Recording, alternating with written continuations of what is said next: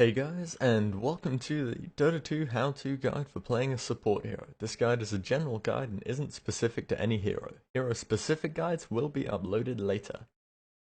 This guide will be covering general aspects for both the soft support and hard support, as they are fairly similar roles, and to avoid repeating a lot of the information, it's being put into one slightly longer guide.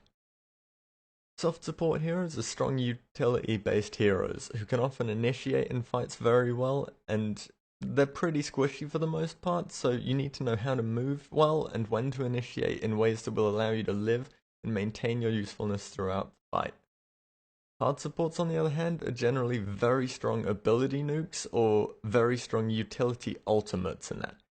For example, a full team disable on Treant Protector is a great example of a hard support, or a huge single target damage nuke such as Lina or Lion and other examples of hard supports. These heroes tend to have much lower survivability than soft supports, and they have a lower gold prio, so won't have as many items, and are not as good for initiating on the most part. In regards to the start of the game, both a courier and wards will need to be bought. This is sentry and observer wards, and it falls upon supports to buy these. In general, it's a good idea to have your soft support purchase the courier, as it costs less gold than both the observer and sentries combined, and then the hard support will purchase the observer and sentry wards. Reason why you get observer and sentry wards is it allows you to ward the rune spots and counter ward as your team, well, as the opposing team will also be wanting to do this. Instantly upgrading the courier, however, this happens a couple of times and it's not worthwhile for the most part and should generally be avoided. As a support, it is your job to keep wards up at all times, or as much as physically possible, as the support will, well, as the soft support will generally be saving for a blink dagger straight up. It will normally be the hard support having to buy wards in the early game at least. There are a lot of very common ward spots which can be great, but easily dewarded, as they are of course common spots. People know that you ward there. So experimenting with the placement of wards can be beneficial, provided it still covers the rune spots and jungle properly.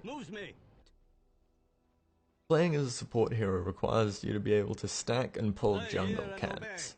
Stacking jungle camps is the process of hitting a jungle creep and pathing it out of the spawn area for the minute mark to allow a new camp to spawn in their place. They will then of course walk back to the camp, and there will be 2 camps worth of creep there.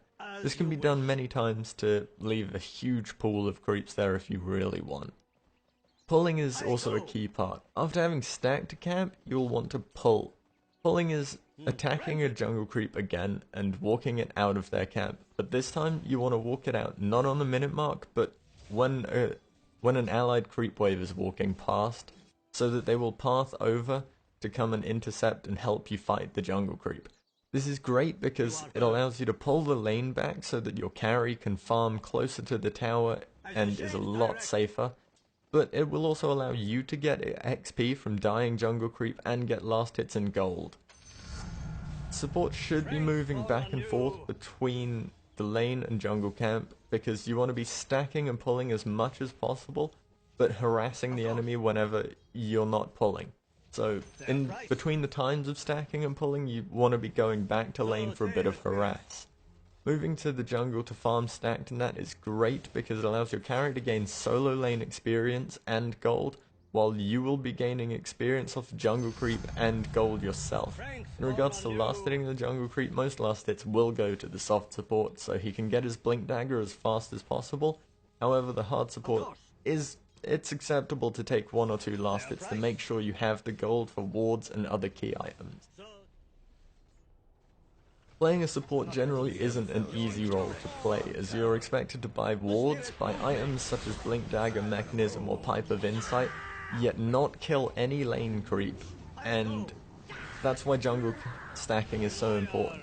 Because you're not killing lane creep, you're not getting gold, and buying expensive items such as a mech or a pipe off of purely sort of gained gold from time, it's not going to work out. So you need to be able to stack and pull jungle camps to get the gold for your items, and you also need to be able to smoke gank.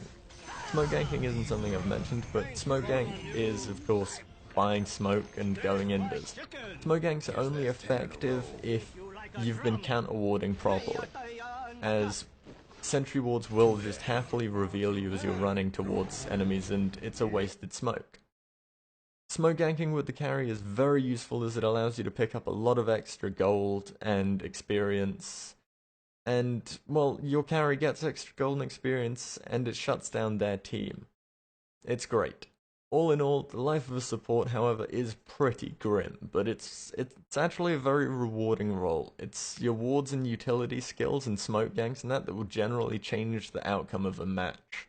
As much as the hard carry carries, it is your disables, your warding, and your map control that really results in your team controlling the game. And in essence, controlling the map, and that it's what wins you the game. I hope you guys have found this general guide useful, and as mentioned, hero-specific guides will be getting uploaded later. If you did find this guide helpful, please leave a like and comment letting me know, and I hope to see you playing a support sometime soon.